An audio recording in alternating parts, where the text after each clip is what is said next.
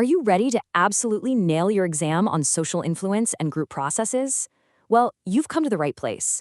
We are going to break down everything you need to know: what a group actually is, why we're all so drawn to them, and, how they kind of secretly pull our strings.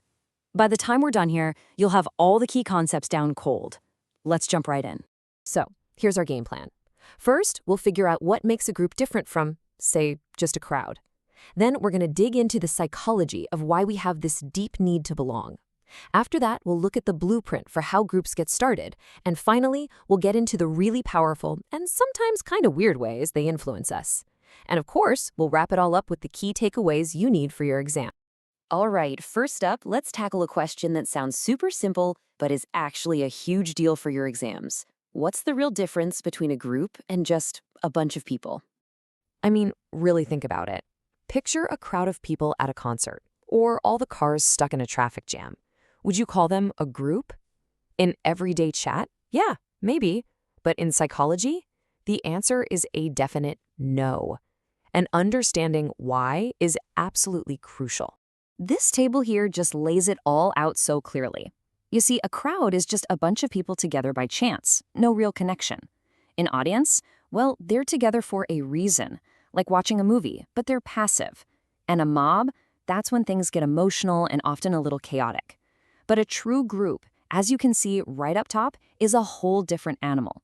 It's all about interdependence and having a shared goal. And that brings us to the official definition. If you're taking notes for your exam, these are the key words to circle. A group is an organized system.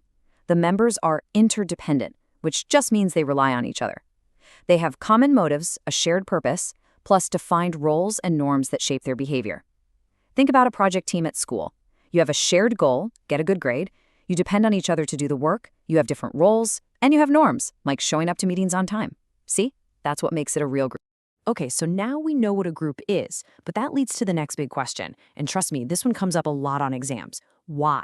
Why do we as humans have this powerful built-in need to join them? Well, it turns out groups feed some of our deepest human needs. For starters, there's security, safety in numbers. It just feels better not to be alone. Then there's status. Being part of a cool or respected group can make you feel important. It's a huge boost to our self-esteem. Groups also help us with goal achievement.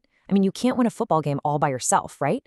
They also give us knowledge and information, helping us learn new things. And at the end of the day, it all comes down to satisfying our basic social needs for things like attention, connection, and just feeling like we belong. So we know what a group is and why we join. Now, let's get into the nitty-gritty. How do groups actually, form? It turns out there's a pretty predictable pattern, a kind of blueprint that many groups follow. And yup, it's another classic exam topic. So what are the magic ingredients? Well, there are three main ones. First up is proximity. Basically, you have to be around people to form a group with them. Makes sense, right? Repeated interaction is key. The second is similarity. We just naturally gravitate towards people who are like us, people who share our attitudes and interests. It's comfortable. And third, you need common goals.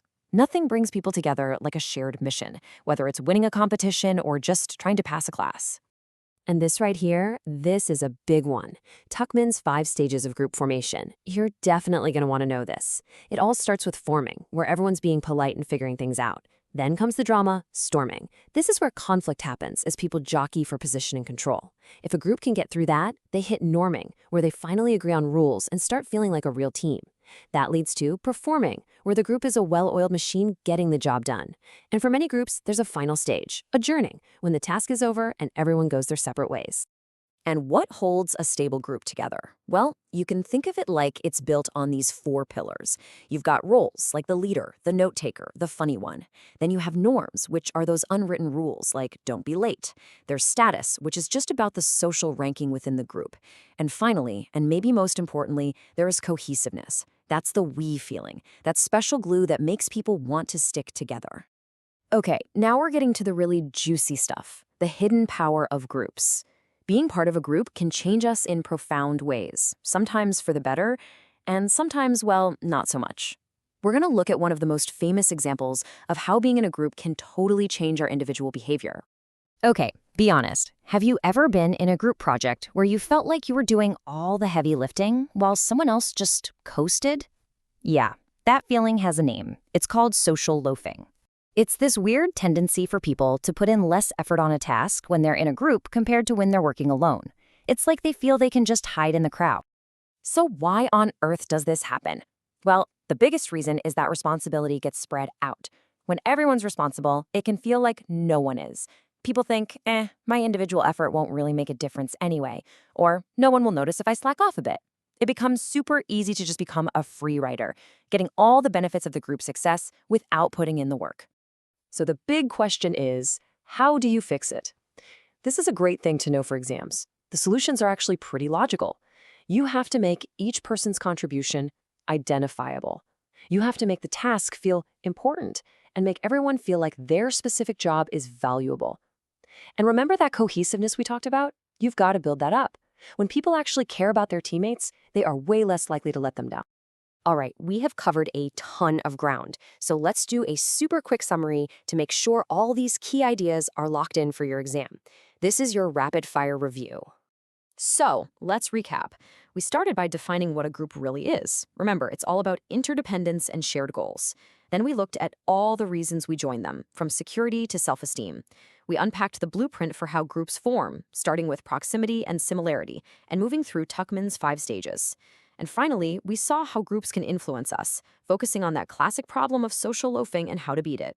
So I want to leave you with one final question to think about.